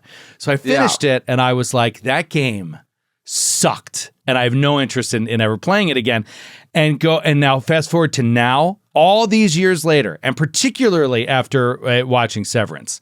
And I'm like, I think I need to go back to Paranoia again because I think that I would love playing in that world now, understanding so many different games that play so differently in their rule sets and how, you know what I mean? Like, I can't explain it other than to say that I was I had very limited experience at the time, and I couldn't wrap my head around how the game played. And I think now I would feel a little bit better about doing that. I think if you're going to play it, it is important to have those conversations about how this is going to be different, because even if someone's used to things that take place in theater of the mind or, don't have an action economy and stuff like that, Paranoia is still a little bit of a jump because it is a satirical role-playing game. Like I said, there's a lot of PvP, which is a lot of chaos. And the thing that's hardest, and this is hard to get in any role-playing game, is it has a tone. It has a satirical tone. It sets a certain mood. And that can be really hard to nail even as the game master, let alone players who kind of bring their own tone with them. So it really is important before you play Paranoia to get everybody on the same page, to let them know what's going to happen to them when they play this game. Without just saying like satire or satirical, can you describe the tone? Like even if it's just using other examples of fiction, because I can't quite put my finger on the tone. Yes, there's this computer that seems very friendly. It has to be pure evil, right? But you can't quite prove it, whatever. And then why is it PvP, right? Like, can you explain the tone? Well, I guess you said you're hunting people that are mutants or whatever, but I felt like there were like scores. Are there scores where they're like, you wanted to rank higher than your allies in certain... Oh, right. So, yes, in the new edition of Paranoia, which I think is very funny, is after you go on these missions where you kill people mercilessly, including your own teammates, the computer then gives you superlative awards that get attached to your file, that say, most bloodthirsty and things like that. So I think that's really, really funny. It reminds me a bit of Dungeon Crawler Carl. Mm-hmm. Yep. In fact, I'd say if anybody's read Dungeon Crawler Carl, they will get the tone to Paranoia immediately. It's sort of that sort of comedy mixed with a massacre kind of a tone. Dungeon Crawler Carl will come up in the comments below segment, which is coming shortly. Yeah. I wrote down a bunch of things. Listen, there are elements of 1984 by George Orwell. There are elements of Brave New World by Aldous Huxley, if you ever had to read those in high school.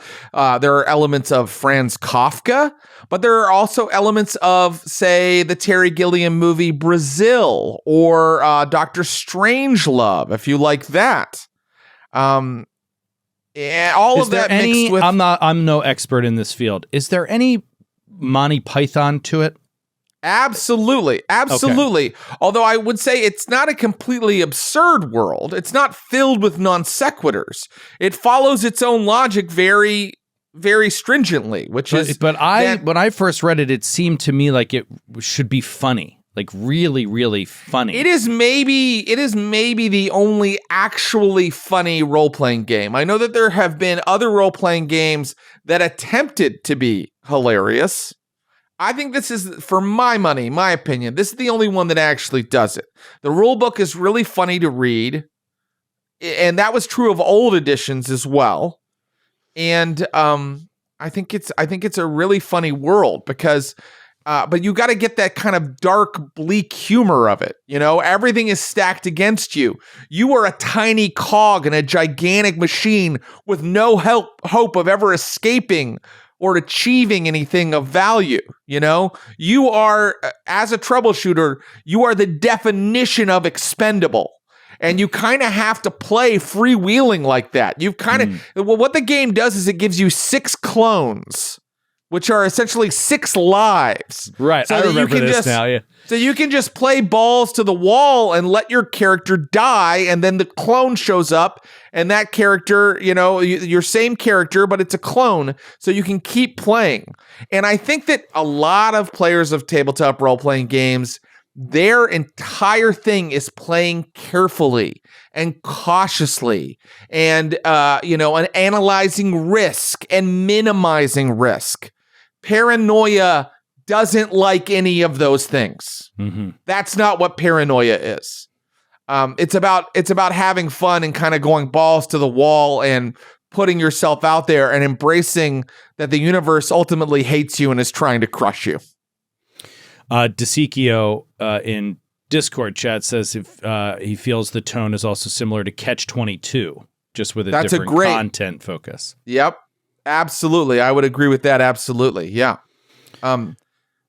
We got to play another game. We got to play another game now that Joe, since you have maybe you run a little Paranoia for me. I don't know. That could I would be love fun. that. Yeah, I would love that. Let's see if anybody has anything to say on Paranoia or Severance. Loki Thunderson has their hand up. Loki, if you'd like to, I like that name, Loki Thunderson. Your mic is muted. You'll need to unmute that, and then you could join the call. Yeah, I've been feeling for a while I need to go back to... there he is. What's up, Loki? Hello, Loki. Sorry about that. No problem. Hey, what did you don't want let to it talk happen again. Don't let it happen again. I was running around my house when this went off. I didn't think I was going to call. Oh, okay. One of my all-time favorite games. I haven't played it for years. Oh. But this whole discussion brought back wonderful memories of the time I ran it. And it was like the 2nd or 3rd edition of the game. And they came out with a paperwork supplement that was just all forms that you could copy and hand out. And the belle of the ball, the cream of the crop, was the form request form. The form request form. It exists. And I was running around my house, literally, when I got called on, trying to find where I had it. It's in like an old binder from like 1987 or 8. I can't remember. But it was so much fun.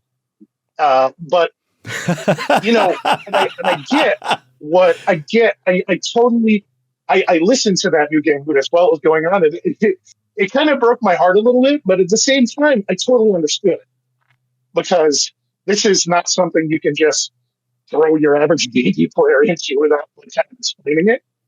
And when you have this kind of playful adversarial GM, which I think is a kind of fun way of referring to that, it may seem, I don't know, a little tough to get into, but yeah. It's shocking that it's such an old property, because it kind of came along before I think people were quite ready for. But it was hugely popular. But it is so different from the D&D mindset. It had various complexities as they went. The original game got really, really super complex. Like there were multiple alpha complexes, and they had to keep kind of shrinking the world to like get back to the basics. And there was a point where the rules were kind of difficult, like were not straightforward. And right, the rules got quite complex in some of the editions. Yep. And it literally said, "I just make it up," and I'm like, okay. But the one thing that I did that I kind of made my thing was that I would pick one clone who would be my favorite. I picked him randomly, and I rewarded him for everything that went wrong, and I never killed him. But I killed everyone else. That is arbitrary in the way that the computer is arbitrary and ruthless. That is beautiful. He was possibly the worst of the lot. He destroyed an entire sector of Alpha Complex to finish a mission to kill a graffiti robot. And he got rewarded for inventive problem solving. That's awesome. I ran the module that's right out of the new book, the current core book. And in that module, the first person you have to take down is the person who gives you the mission. That's a good. And I think my players took her out with a nuke. I think that actually happened.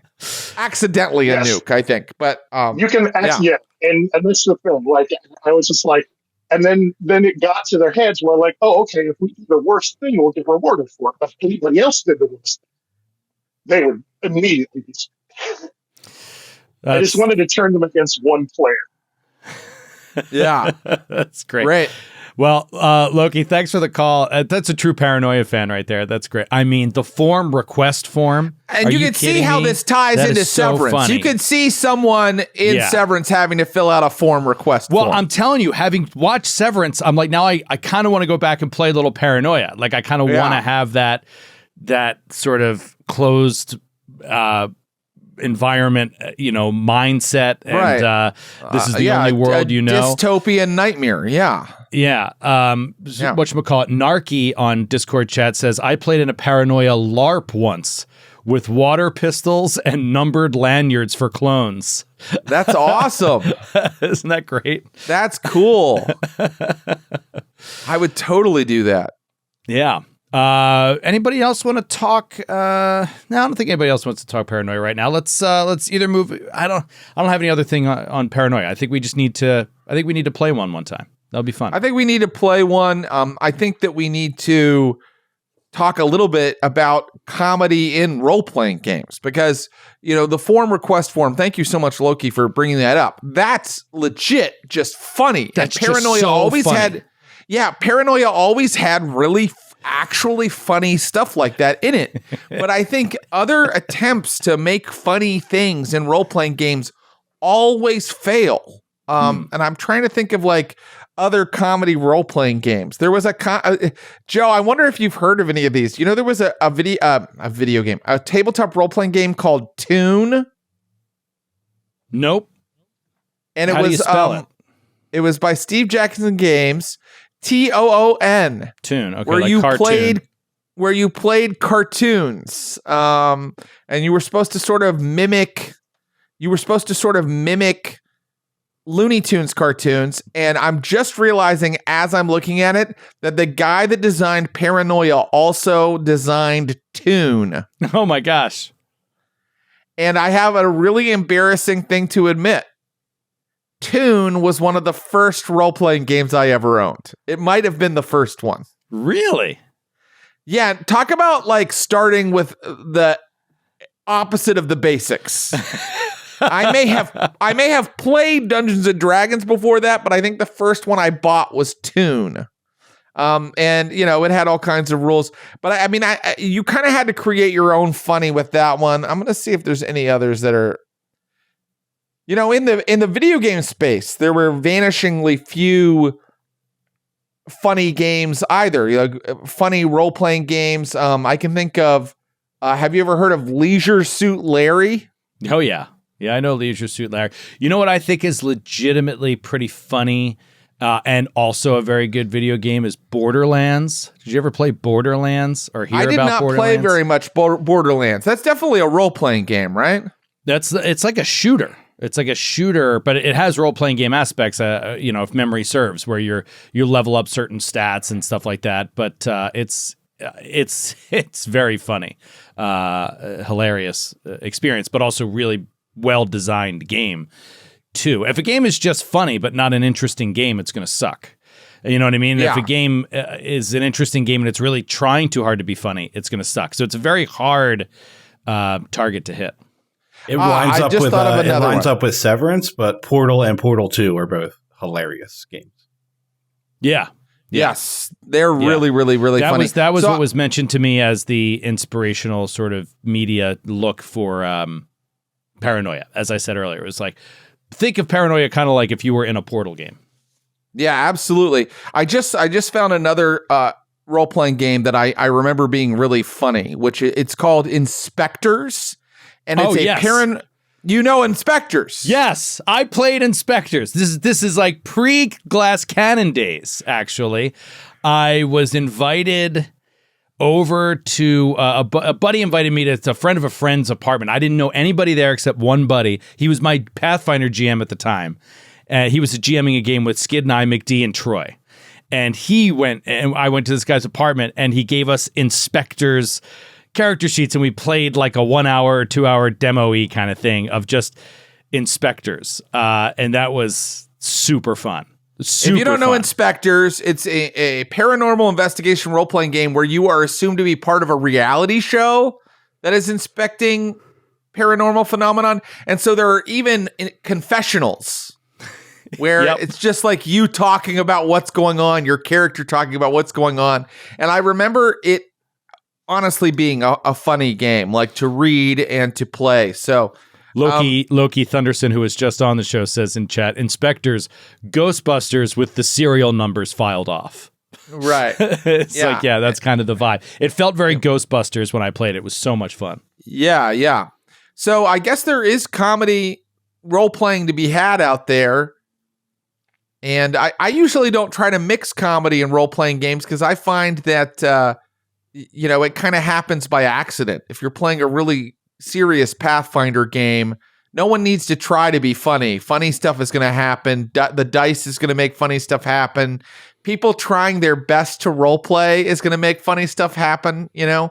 So you don't really have to like honestly role play well. Right. Is what makes funny nonsense happen. Yes. Absolutely. Trying to make funny nonsense, I feel like falls flat with me most of the time. I think it always falls flat. Yeah. Yeah. You gotta like really play it honestly, play it sincerely, play it seriously. And that goes for these comedy role-playing games as well. If you're playing Paranoia, you should play the reality of the character in Alpha Complex being pushed around by the computer, and the comedy will take care of itself. Yeah. It'll take care of itself. Good note. That's just a little bit about Paranoia and comedy role-playing games.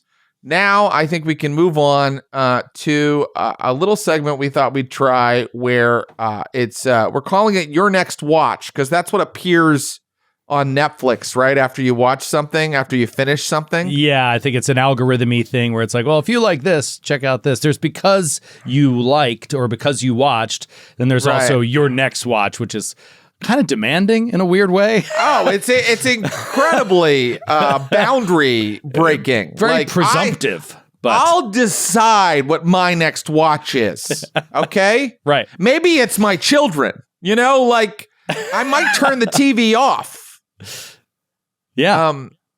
So what we're going to do is just recommend some things or just talk about some things that if you liked Severance, you will also like this thing. And I tried to pick two things, one of which I think is pretty obvious, and one thing that might be a little bit obscure, not super obscure.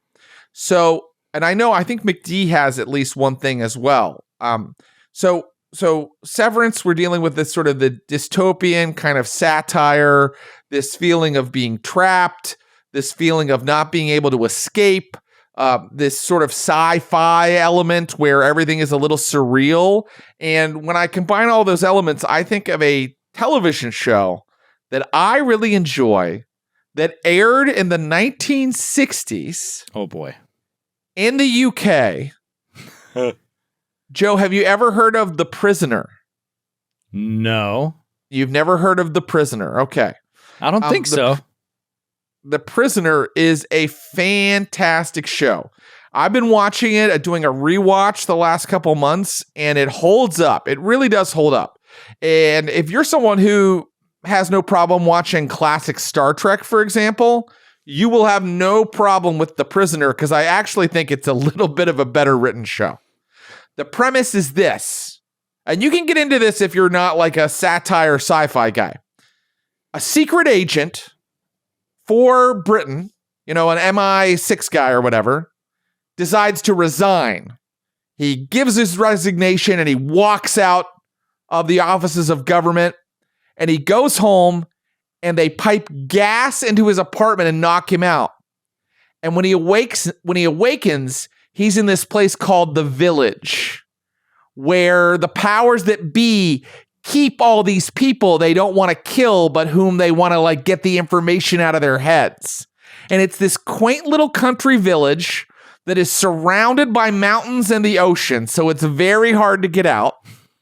And they basically play mind games with this secret agent, trying to get the information out of him that they want. And his character name is Number 6, because everybody in the village is just a number. So it turns into satire of all these different things, because like I just watched an episode where the village has an election and Number 6 has to run for office. So all of these sort of like satires are kind of like are worked into the show. But essentially, he just keeps trying to escape over and over, and he's never quite able to get out. There's all these like weird sci-fi elements, like when you try to like swim out or take a boat out. At one point, he builds a boat and tries to take it out into the ocean. There's this big, weird white bubble called the rover that comes up and it like absorbs you and captures you. And there's this creepy image of people like against the rubber of the rover, like trying to get out. And it captures you and it takes you back to the village. And everything in the village is just really pleasant. And you know, there's always like great breakfast ready for you when you wake up. And it just seems like all these like nice people that would live in a little English village, but all of them are really listening to you and watching you the whole time. And his adversary in the show, Number 6's adversary, is Number 2, who's the second in command, who's keeping him in this village and trying to get the information out of him. But Number 2 the actor changes every episode. And the conceit is that every time Number 2 fails in an episode, they replace him with a new Number 2. And all these fantastic English actors play Number 2 from episode to episode to episode. But Patrick McGoohan, the guy that plays the prisoner, Number 6, that he remains the same. And just one last thing. It's kind of interesting that he decided to do this show. The show is very psychedelic. It's very mod. It's very swinging 60s. Everything looks like a weird Austin Powers-y kind of like dreamscape the whole time. This guy, Patrick McGoohan, who starred in The Prisoner, before that he did a straight, nothing weird about it, spy show called Danger Man. And he did that for like 4 seasons and he hated doing it. And then he felt like a prisoner doing that show. So then he pitched The Prisoner and they let him do that show. And that show let him get out all of his like countercultural ideas and things that he wanted to express when he was having to play, you know, the man in Danger Man. Cool. that's my long spiel on The Prisoner. The best part is awesome. It's awesome. The best part is you can watch it on Canopy, which is the free app from your library service. If you have a library card, you can get on Canopy and you can watch all, I think it's like 17 episodes of The Prisoner. And you can see why it would be like Severance. Let us get McD on here and see what he was going to talk about. McD, you have your pick? Yeah. And yeah. Did you guys watch The Dollhouse? Oh, hell yeah. With, what's her name? From Buffy. Sarah Michelle Gellar? No, the other one. The Dollhouse was a Joss Whedon show, right? It was a Joss Whedon show. Only ran 2 seasons. But it was about people that would have skills implanted in them. They were dolls to go assassinate people, mostly. You know, Eliza Dushku. Eliza Dushku. Also, the actress who played Gemma in Severance is in The Dollhouse. Really? She's one of the dolls. Yep. Huh. Dyken Lockman. I think that's how you pronounce it. I like everything Dyken Lockman is in. Yeah. Basically. Like, Dollhouse was awesome, and I remember watching it, and yeah, it was basically they took on a new personality each time to go on a mission, right? Yeah. They were these like they were these blanks that took on skills and personality to be the ultimate secret agents, basically. Yeah. Maybe not as heady as Severance, but definitely has those vibes. Dollhouse was a little heavier on the action, right? Correct. And then often there was kind of a mystery or something to the mission that they were on that you kind of had to figure out. Yeah. So that's one. And there's one I just started watching, so I can't tell you if it's actually good, but it's called The Rig, and it's on Amazon. The Rig. Streaming. It's like a mystery happening on a oil rig in the North Sea. Nice. And it's definitely very like horror themed, but there's an evil corporation clearly controlling how they're dealing British with what they supernatural thriller. Oh, Yeah. cool. Yeah, it's Love an Oil Rig.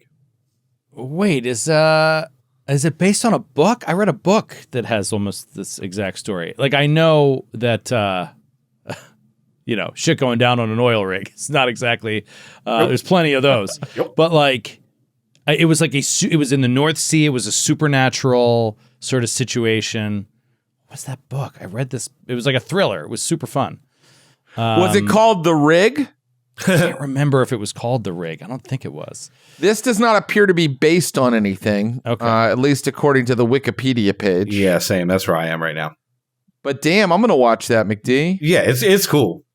Like oil rigs, man, they're dangerous. Yeah, man, especially when there's like supernatural threats. Even, the regular threats are plenty. Yeah, exactly. Yeah. What's that Mark Wahlberg movie where he's on an oil rig? And he's like, oh my God, the oil rig is exploding.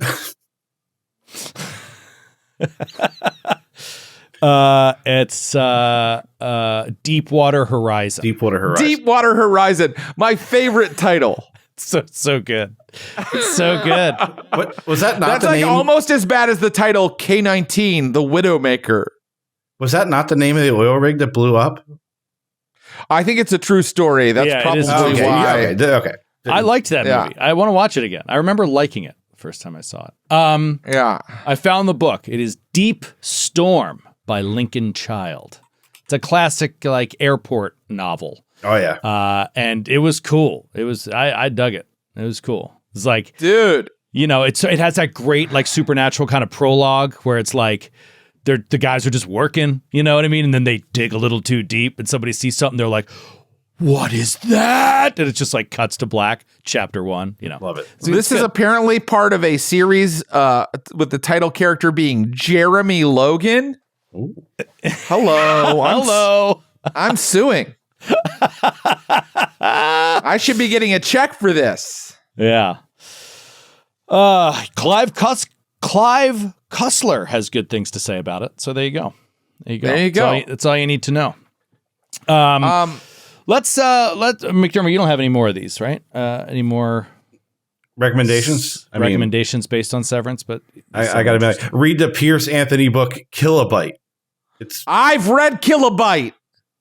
Holy shit. Yeah. Piers Anthony, a problematic individual. On a long enough timeline, we all are. Yeah, that's a very good point, and I take your point on that. But I will say, Piers Anthony, there was always weird sex in the book. Oh, yeah. And sometimes not in the fun way. I'm not against weird sex in a book, but sometimes it was not in a fun way. Yeah. Interesting. I read Kilobyte and I had many sleepless nights after reading it, and not because I was scared. Okay.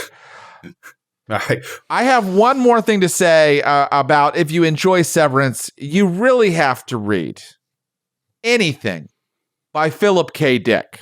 Yeah. I can't think of a show that is more Philip K. Dick than Severance. And Philip K. Dick literally has a story called Paycheck where they erase your memory when you work on something. Mm-hmm. And it was made into an excellent John Woo, Ben Affleck movie from 2003 that you have to see. You got an eye roll from McD on that. I'm going to go ahead and say top 2 movies of all time. Wow. Paycheck starring Ben Affleck. Old.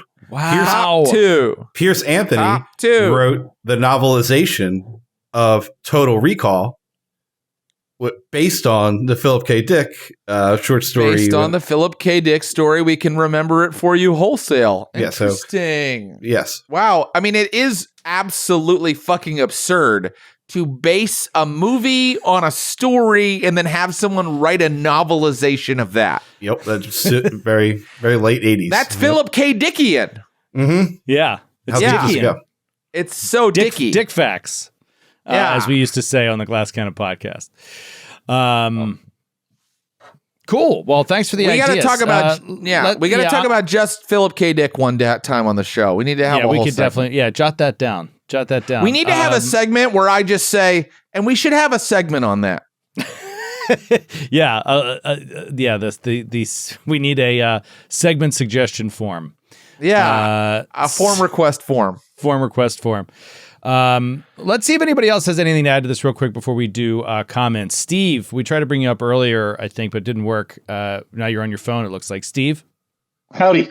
Hey, Hi. How's it going? We wanted to get you in before we had to cut and run. What's going on? I appreciate it. I was refamiliarizing myself with technology. So I can, not that I need to, but I can vouch for Jared. I think The Prisoner is kind of like the only recommendation if you want to like hard stick to kind of like the general feeling of Severance. The Prisoner is a trip. I'm not as passionate about it as Jared is. I'm not convinced it holds up, but I'm happy to defer to Jared's expertise on that one. Prisoner is worth watching, just to say like, what the fuck is going on here? Yeah. The trippiness of it is just, just to look at the trippiness of it is really fun. It seems like Patrick McEwen must have had pictures or something of people, because like they just did kind of whatever they wanted. They're like, yeah, sure, go with this crazy story. Yeah. Are you saying he must have been able to blackmail the executives? Absolutely. That made the show. Yeah. Yeah. No, they really gave him a blank check for that one, for sure. Like if you're going just with sci-fi and if you want to veer off a little bit, I can't recommend enough Travelers. I think it's on Netflix. It's got a whole time traveling thing. It's not Severance, don't get me wrong, but Travelers is really strong sci-fi. Couldn't recommend it enough. That's Eric McCormick from Will and Grace, isn't it? Yeah, absolutely. Yep. Yeah. I've seen that poster of that show. I've never actually clicked on it. It has an interesting premise. It is like Severance a little bit. Thanks for calling in, Steve. Very, very, very tangentially like Severance, because I believe they have to travel into other people's bodies and sort of take over their lives. That's how time travel works in that universe. Yeah, I'm vaguely remembering this. I remember like when it first came out and people were talking about it, I was like, so wait, it's just Quantum Leap? But it has some different twists, I guess. That is like Quantum Leap. You're right. But very different focus, very different vibe. Yeah. And I think it's Canadian. You got to love the Canadian sci-fi shows, your Orphan Black's and things like that. Maybe it's not Canadian, but I think it might be. There it is. Travelers TV series. All right, well, let's move on to comments below here as we wrap up the show. Canadian Specialty Channel Showcase. I was right. I can tell you, you name a show, I'll tell you if it's Canadian. That's just one of the talents that I have. The Kids in the Hall. Canadian. Correct. Battlestar Galactica. The new one. Canadian. It was shot in Canada. I don't know if it's Canadian. That's Canadian. That counts. That counts. I think all I'm going to give you are like Canadian shows. Right, of course. SCTV. Yeah. Exactly. Schitt's Creek. Schitt's Creek. I was just going to say Schitt's Creek. Amazing. Continuum. Let's get some comments below before we bounce. Look, the reality is there are people that listen to and watch this show in droves, Jared, that are not here with us live, are unable to be here with us live. And sometimes they chime in with their thoughts or ideas that might have been able to get on air if they were here live, but couldn't happen. So I mentioned this last week offhand. We should read some comments of people that would have added an interesting little wrinkle to the show, or it's just something funny and stupid. And you were like, we're doing it next week. So I was like, all right, I'll look through and I'll pull a few things. Obviously, we're running short on time, so I'm just going to mention a few things here, and we'll do this again in the future. So please, by all means, be encouraged to chat in on YouTube. Go to the YouTube release of the show and write in some comments there. And keep those comments coming. We might read them up here. So just from last week, we were talking about action heroes and stuff. This one from Ben Allen, 7403, says, my favorite bit of trivia about Die Hard, which I never knew this, is that it wasn't until the fourth movie that the script was actually written as a Die Hard movie. The first movie was an adaptation of a short story, and the second and third were unrelated scripts that they changed the main character's name to John McClane for, and then threw in some stuff about his wife. I never knew amazing. That. Yeah, that happens, right? I mean, but they that kind of action movie, a lot of people were writing it at that time, and they all feel like Die Hard movies now, don't they? They feel like they're of a certain theme and mood that fits that original movie. Yeah. This one from 2 weeks ago, I'm going to bounce around a little bit. When we were talking, we brought up D&D settings. You talked about buying an Eberron book, and Donovan Ling says, definitely do a D&D world settings show. So many options to go in depth about. Well, I have good news Donovan? for you. We're doing it next week. That's right. Yes. Next week, tune in live, 12 o'clock Eastern if you can. If you want to get on the show, we are going to do a chunk-tacular D&D settings show. So much nostalgia, so many wonderful memories, and so many great guests. We're going to be bringing on Eric Mona, publisher at Paizo, is going to join us, who, as Jared said, literally wrote the book on Greyhawk. Yep. And Skidmar is going to join us as well on that show. So we're going to have a big old blowout Glass And it's Cannon going to be Radio next all week. campaign settings. It's going to be all campaign settings. All campaign settings. We're going to do it all next week. A couple great guests. That's going to be really, really fun. And then whatchamacallit, at Linus for D1 in that same show said, I would love a discussion about the campaign settings of Pathfinder, Tianjia, Arcadia, Ustalav, Numeria, etc. There's a lot that the world of Galarian has to offer. I agree. So that could be another one down the line. You are getting more and more familiar with Galarian and seeing that there's a lot of interesting. Galarian. I love Galarian. Very, very interesting. Let's go back to last week where we talked about VTTs, Theater of the Mind. At Mecha Maya wrote in something nobody said during the show. As someone with aphantasia, it always sucks to have to play Theater of the Mind because I literally ... can't visualize things in my imagination. Like my brain is incapable of it. So VTTs and maps and minis are honestly essential for me. I had not heard of that before, but thank you, Mecha Maya. I looked it up, looked into it. Mecha Maya, you should play with minis and maps then. Yes, that would be highly recommended. Can't form images in your mind. What a Theater of the Mind would really suck. If you suffer from that. Here's another one. A fun fact. This goes back to our discussion with Brian Holland and Mad Max Fury Road. At Snorpin Base 4196 says, there's a detail someone pointed out about Fury Road. It's that every time Max just shoots from the hip, he hits perfectly. But every time he tries to aim, he misses. Yeah. And opposite, Furiosa, every time she shoots from the hip, she misses. And whenever she's aiming, she's a beast of a shot.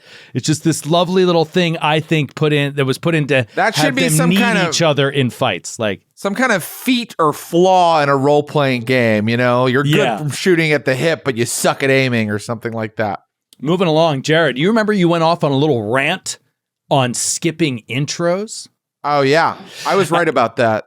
At Travaldo1559 says, I never skip Glass Cannon intros. There you go. Well, thank you so much. We appreciate it. We also talked about good co-op games. As far as I remember, this never came up. Agile Roberts says, Deep Rock Galactic is the greatest co-op game. It never gets boring. I played a lot of Deep Rock Galactic. I don't know it. Can't believe I didn't mention it. Jared, I think if you could play a video game again, you would love playing Deep Rock Galactic. It is a sort of a quasi sci-fi dwarven mining simulator. Well, not simulator. It's very arcadey, but basically with your friends, you tunnel beneath the earth and you have to like get a bunch of ore and get out before unknown horrors from the depths kill you all. And so you're just racing around, you build, you have like somebody's an engineer, somebody's a gunner, somebody has like radar tech, somebody has whatever, and you have to find ores, mine them out, and you'll be cutting ores out of stone while your allies have to cover for you because it'll be like, warning, monster swarm, and they start coming out and they're just trying to shoot at your back while you're just like drilling in the stone and like, keep them off me. It's really fun. That really sounds fun awesome. Does it get sexy at all? I don't remember any sexiness. No. Okay, it's probably not for me then. Probably not for you. Yeah, you prefer those pornographic I like a video sensual games. Video game. All right, two more. This is from episode 7 of Glass Cannon Radio. We talked about. I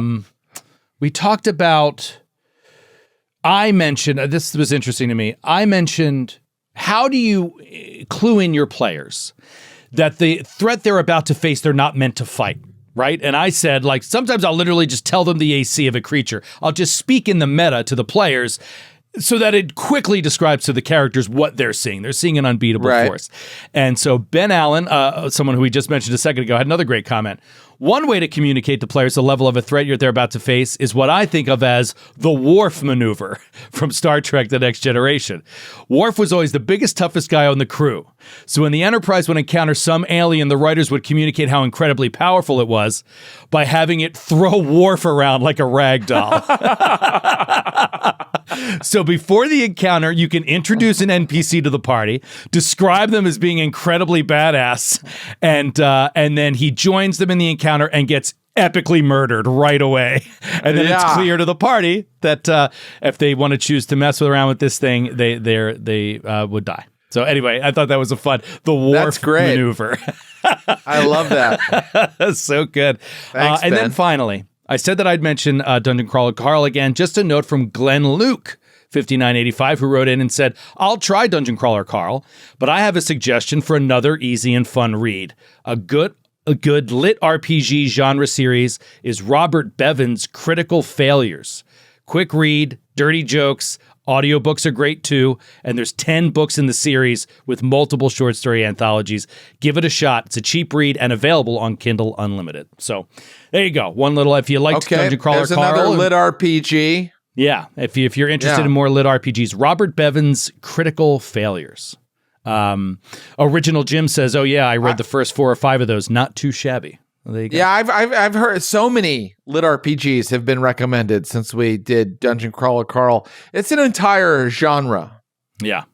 Also, geez, I don't want to promise it, but maybe during, as part of the whole D&D campaign settings next week, we may just announce a new book for book club.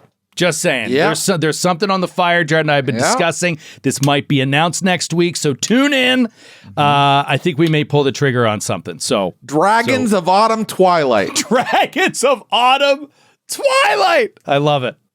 Amazing. That was the first Dragonlance novel. The first Dragonlance. Well, that's not the book. That's not the book, guys. I was making a joke.